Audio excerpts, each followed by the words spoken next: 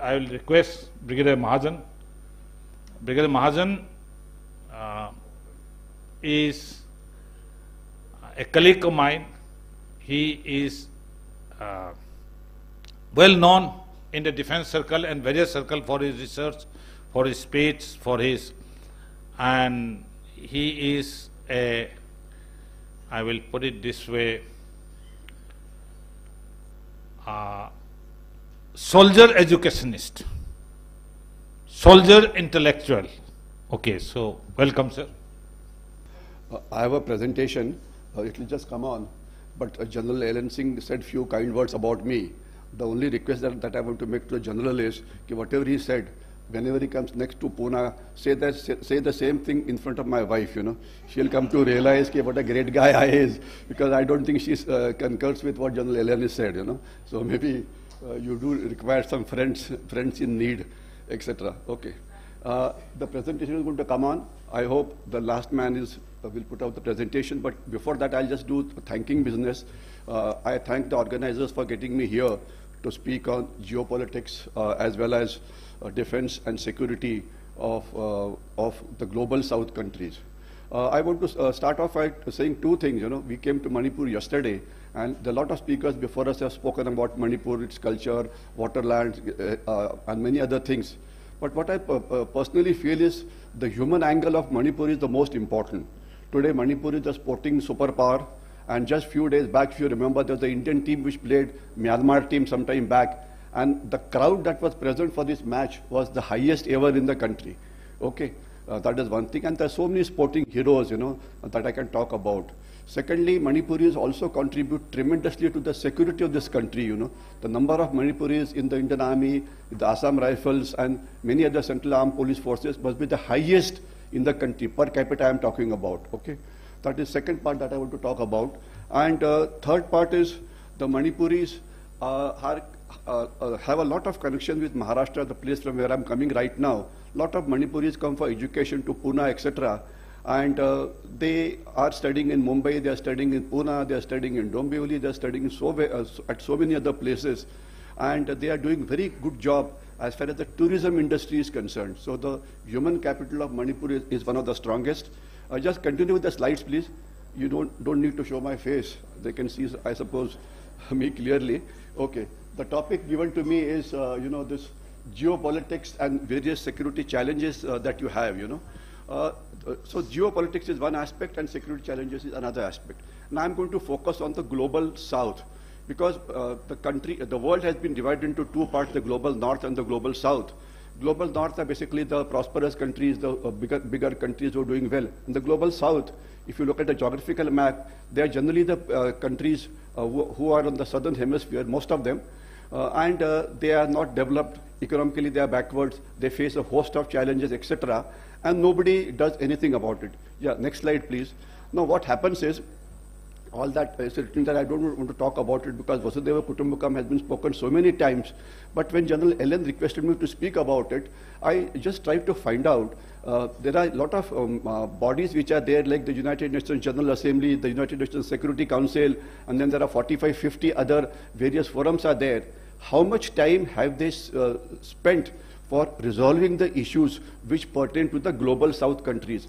And my research, General L.N. showed me that not even 15 to 20% of time was spent on that. Almost 70, 80% of time was spent by these countries, be it USA to guard interests, be it China to do intrusion somewhere or the other, the European countries.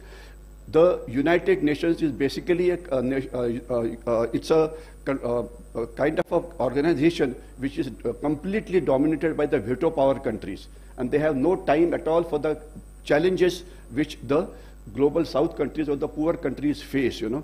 And when they start talking about it, they give you advices which are very, very impractical. For example, global warming, etc.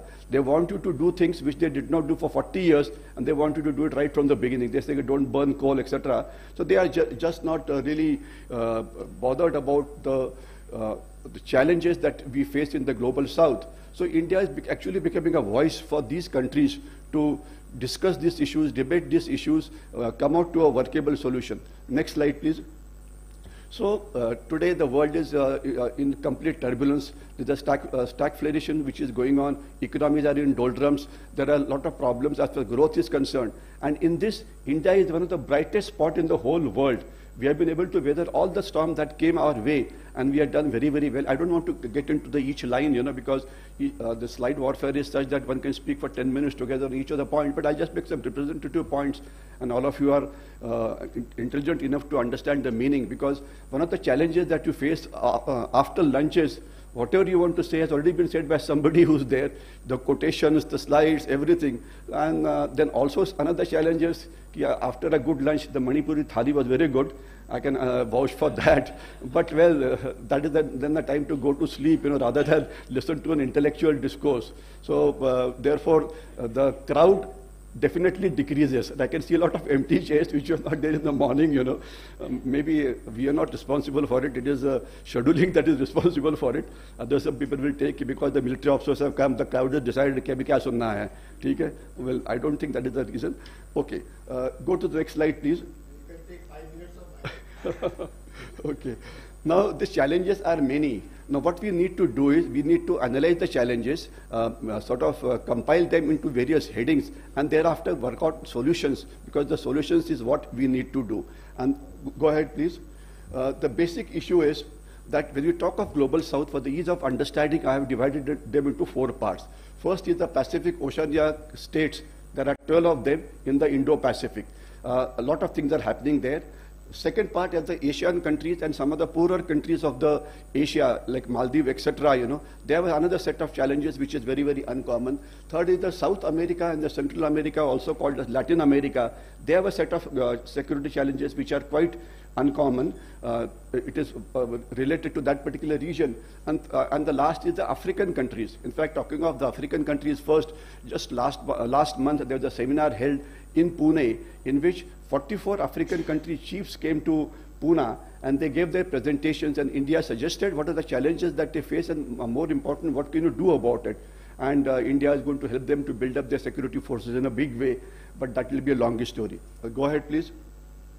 So I have divided my talk into these 5 major headings. What are the challenges that we face? The first is the geopolitical challenges. Then are the challenges which various regions face. Then I'll try to make a common kind of a denominator as to what are the challenges which everybody faces. And then more important is an action plan to ensure that we are able to overcome these challenges. Okay, go ahead. Now, Global South was a term which was coined some time back. I will not get into the definitions. Less developed countries, economically backward countries, countries which came out of colonization, etc. Leave aside that. But the fact remains, even after the United Nations has come long time back, none of their problems has ever been addressed in a unified manner. So India has taken a lead in this particular thing to find out what are the problems that they face, and once you identify the challenges, then of course you can find solutions to it. That is what this slide actually means. Now, when we talk of geopolitical, geopolitical is, can it be a challenge? Can we work together? If you work together, maybe the challenges can be less. I'll just give you 2 examples of geopolitical challenges, There's a group of countries called the OPEC countries. That is the countries which produce crude oil. Now, they hold the rest of the world to a ransom by fluctuating their price, by reducing production, by increasing price, etc. So they are exploiting this. And second is another extreme. In Africa, China, what they have done is they are buying raw material from there at a cost which is 1/5 of the extraction cost, meaning they're actually looting the African subcontinent, African continent, So one set of countries trying to control resources by jacking up the price, by reducing production, and another exploiting resources from a global south, which are not even given the correct price which is required to be given to them. So the winner in this case are the global north countries who are the winners, and the losers are the global south country. So basically, if you have to see the challenges that are there, if you go in for dialogues, you go for diplomacy, you talk of multilateralism, you talk of promoting economic integration, you talk about following international laws, etc., the solutions can be found much better. I'll just give you one example. International laws. There's a law called United Nations Convention on Laws of Sea, which says that from the coastline, up to the 12 nautical miles, the sea which is there is called the territorial waters of the country, which means laws of the land are applicable there. Up to 200 nautical miles is supposed to be the exclusive economic zone where you can exploit resources, and up to 350 is going to be the extended exclusive economic zone. It's a world law, but there are these countries, they just don't follow it. What it simply means is that beyond 12 nautical miles, the sea belongs to the entire world. But look at South China Sea. China claims the whole South China Sea belongs to us, and similarly is the case. So therefore, countries are not able to go inside that. There's a salami slicing which is going on in the South China Sea. The aeroplanes which fly over that, suddenly the GPS stop functioning, etc. So there are a lot of challenges this world faces, because the laws of the world are not being followed by these countries. You know, still go behind only. Show the previous slide. So therefore, what you have to do is climate change, environmental degradation, social justice, inclusion, past interferences. So what it simply means is that geopolitics, instead of being a place for confrontation, it can be a place for cooperation, in which, based on the world laws, we can share the resources so that the poorer countries get a better deal and they're able to prosper. So geopolitics doesn't have to be a competition. Here we have to follow a cooperative model, and that is what we've been talking since morning. The world is one family, and we must share resources, we must cooperate, we must ensure that the needs of the world are also met in addition to your own needs. Go ahead, please.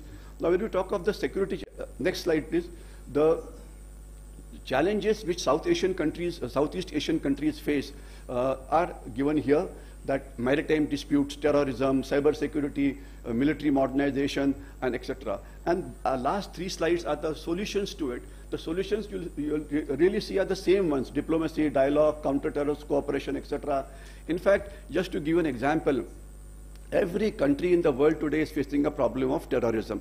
And India today is one of the biggest voice. India today is one of the biggest training grounds as far as the militaries of Africa, Asia are concerned, where these people come to India to get training, the training imparted to them by the Indian Army or Indian Armed Forces. In fact, any time, and in fact, you'll be happy to know that generally it is taken that whenever you have a bright student, the bright students decide to go to USA or Europe for further education, because obviously they feel that education there is better than what it is given here. But as far as military is concerned, it is the other way around.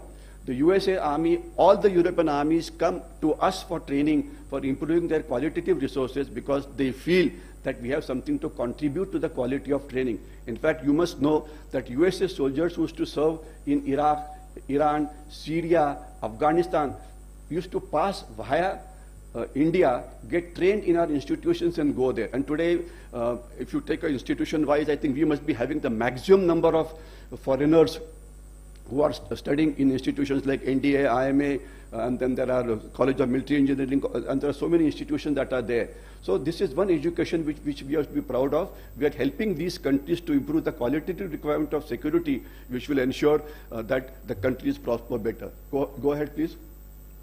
Now, as far as the Asian countries are concerned, they have just evolved a policy called the AMO, in which they basically try to frame rules. This actually, to my mind, is an effect of our global 20 country, whatever we started doing. Suddenly, they just started realizing, okay, why can't we get together as a regional bloc and consider the problems together and find out solutions? In fact, today only I read a very interesting news, that we're talking of global 20 countries, and I showed you a slide on Oceania, etc., those 12 Pacific nations. Our Prime Minister, Shree Narendra Modi ji, is going to go to these countries in the month of May to talk to them as a regional bloc. And China is definitely worried. This was in today's newspaper, So obviously, they have started realizing that if India takes a lead in resolving the issues which pertain to the world, obviously the Indian importance in this, as a strategic, this thing will increase. And the other countries which are called as peacekeeping countries, the USA or the European nations, etc., their importance will go down. So while we are also doing many seminars on these issues, but these countries have also now started following our tradition. And I must tell you something very interesting that I saw yesterday. I think it came in the news yesterday. I think most probably after India finishes its presidentship of the G20 nation, the next is, I think, Brazil most probably. And they have said, and Brazil is also going to become a president of the SCO, Shanghai Cooperation Organization. The Brazil has said, SCO on hold, freeze, we will focus only on the G20 summit, because obviously now they have to compete with what India has done or kind of solutions that India has done. Meaning, you know, we have followed a diplomatic path which now many countries in the world are watching carefully and are trying to copy it. That is what credit we can take. Next one. As far as the South and Central American countries are concerned, they face a problem of political instability, drug trafficking, transnational organized crime, terrorism, cyber security, etc. Those problems are well known. So what do you do? If you just read the suggested countermeasures, it has been given there. I will not want to read them one after another, but it simply means that once you have identified a problem, a solution can be given. But one solution that I want to make here is all these countries, be it South Asian, be it South American countries or Asian countries or Indo-Pacific countries, all of them have what is called as a political organization. But when I did my research, I found that they do not have a military organization by which it can be controlled. Suppose you want to control terrorism in Africa. Is there one organization which is doing it? The short answer is no. So what I want to recommend is all these particular organizations must have a military cell, a military headquarters, which can be called as a coordinating headquarters, which can share intelligence, share resources, share effort, so that the challenges can be met in a better manner. Political blocks are already existing, but there are no security blocks in the global South countries. Otherwise, Warsaw Pact and NATO Pact and all are there, but not in the global South countries. So there are a number of recommendations that I have given, and I'm sure you'll read it in your time. Okay, next slide, please. The next is Indo-Pacific. These are all very small countries having 50, 60, 70, 100 islands, population varying between 3 to 4 lakh, 5 lakh, 6 lakhs. And China is carrying out what is called here, read the thing on the top, political warfare. What does political warfare means? You buy politicians in that country and take out that country. So today, the biggest decision maker in the Indo-Pacific is China. And so what do they want to do? They are converting these policies of these countries in such a manner that the beneficiary is China. So actually, they are looting the resources of the Indo-Pacific countries. That is what is happening. This is what we must stop. The other challenges are democracy, defense cooperation, countering disinformation, building people-to-people contact, maritime security, etc. Okay, next slide, please. The next is the countermeasures that we need to take. The biggest challenge they face is basically global warming, the ocean levels rising up, and maybe in 5 to 10 years, some of the islands will start disappearing, and the population there will get displaced, etc. So what are the countermeasures to be taken? One can do a lot of things, but there are 2-3 challenges which are common to everybody, and that is what I would like to talk. First is coastal security or maritime security. Be it the countries of South America, Central America, or Africa, or Southeast Asian countries, everybody has a coastline. Everybody has a coastline. So coastal security becomes important. What are the challenges to coastal security? The challenges to coastal security are illegal trade, smuggling, transnational crime. Okay, the bigger countries like China coming into your waters and doing poaching, etc. You have some of the unoccupied islands being utilized for doing something wrong. So these are the common challenges as far as the maritime security or the coastal security is concerned. And they can do a lot by coming together, by guarding things properly. Piracy also is a problem on the Horn of Africa, where the pirates have ensured that the western side of this country will perpetually remain poor, simply because no country wants to trade with these countries where there is a problem of piracy. And it can be reduced. Okay. The next challenge these countries face is cyber security. There are criminals all over the world who will get into cyber acts, will hack government organizations, and the kind of losses that take place are tremendous.